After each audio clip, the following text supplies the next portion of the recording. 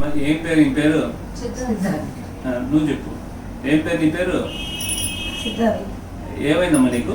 పక్షవాతం వచ్చింది. పక్షవాతం వచ్చింది. ఏ కాలు చేతికి వచ్చింది అప్పుడు? కుడి కాలు కుడి చేయి వచ్చింది. ఇక్కడికి వచ్చే ముందు అసలు కాలు చేయి కదిలినాయా?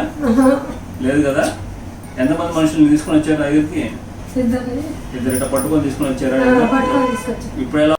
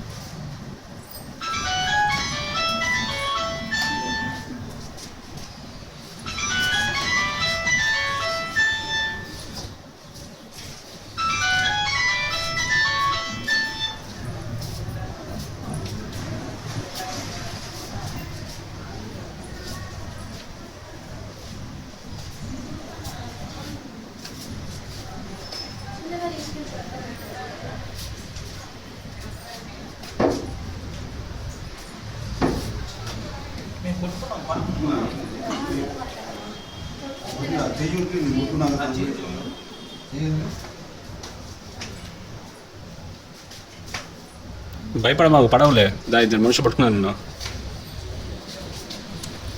బెడ్ మీద పడుకోబెట్టాను.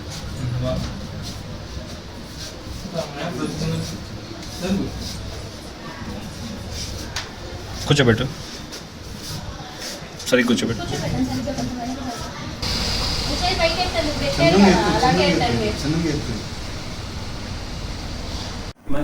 ఇప్పుడు ఎలా ఉంది నీకు? ఇప్పుడు బాగుందా? చేయి పైకి లేపుస్తుందా? లేపు, చేయి పైకి లేపు. ఇప్పుడు చేయి పైకి లేపు. ఏ లీటర్ కదిలించు.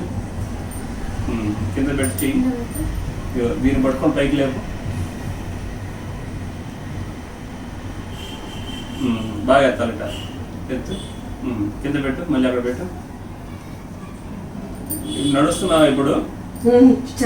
స్టాండ్ పట్టుకుని నడుస్తున్నావా? నీ పని నువ్వు చేసుకోగలుగుతున్నావా? బాత్రూమ్కి వెళ్ళి రావడం అవన్నీ చేసుకోగలుగుతున్నావు కదా.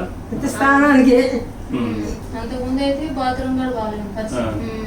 ఇప్పుడు ఇక్కడికి వచ్చిన కానీ బాగా మంచిగా సరే ఏమని చెప్పమ్మా. మాది నాగల గ్రామం. మేము విడుదల పాడు ఇచ్చాము మురళీకృష్ణ డాక్టర్ దగ్గరికి. అమ్మకి కాళ్ళు చేతులు పచ్చివాతం వస్తే ఇక్కడ డాక్టర్ గారు 10 రోజులు ఉండాలమ్మా, ట్రీట్మెంట్ ఇస్తాము, నడిపించి పంపుతాం అన్నారు.